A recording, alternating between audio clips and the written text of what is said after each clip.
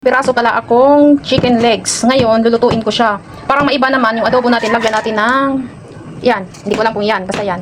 So, hugasan muna natin to guys. Nahugasan naman na to guys. Pero, hugasan ko ulit siya. Kasi ibababad natin muna siya bago lutuin. Yan, ilagay natin dyan. Kasi timplahan muna natin siya. Lagyan ko ng tuyo na tinatansya ko lang.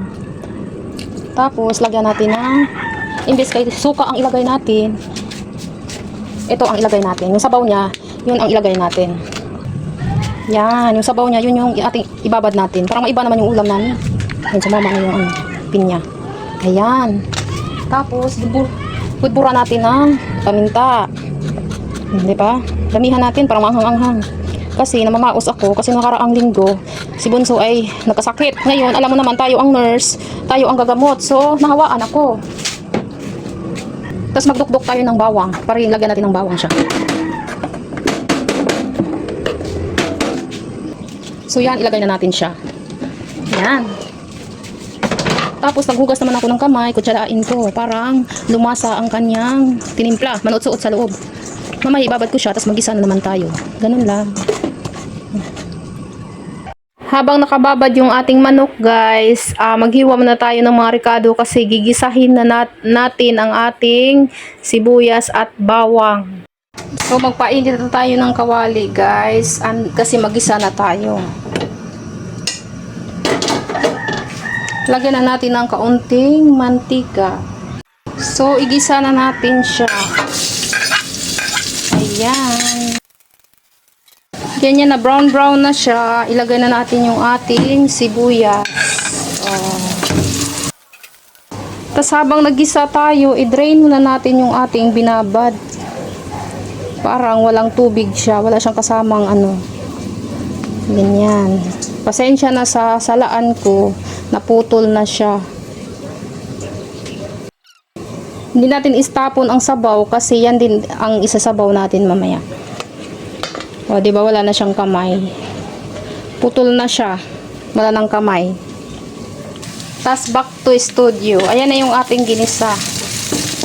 Yun lang. Ganun kadali. Sa araw-araw nang ginawa ko, guys. Nakabisado ko naman na din yung mga kahit na lang ako. Experiment.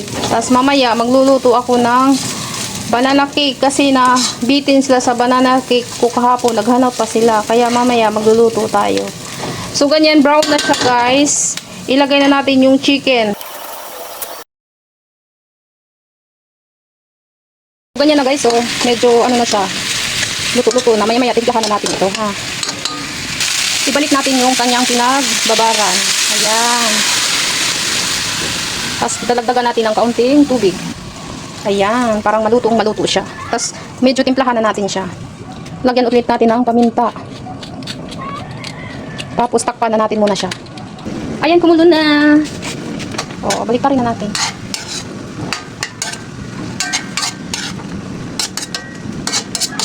Patuyuin muna natin siya kasi magmantika yan mamaya. Ayan, medyo tuyo na siya guys. Ilagay na natin yung ating pinya.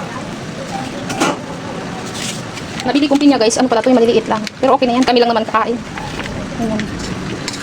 Para maiba naman yung ating adobo, hindi lang puro ganun na lang. Kasi itong dalawa kong mga chikiting, maarte din to. Gusto nga niya, si panganay ko gusto niyang prituhin kasi marunong naman na yung magluto.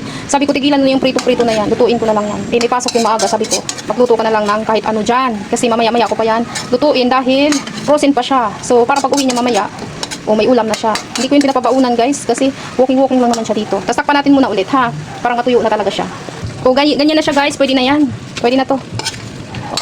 Tikman ko pa pala. Kasi ako magluto. Hindi ako magtitik. Tansya lang. Masarap din naman. Sarap na. Medyo napaalat ko pala ng konti. Pero okay na yan. Ibahog lang yan sa kanin. O wala na yan. So pwede na to guys. O ganyan lang ang luto natin for today. Ewan ko ba si Bunso, hindi ko alam kung nasasarapan ba siya sa luto ko or talagang matakaw siya.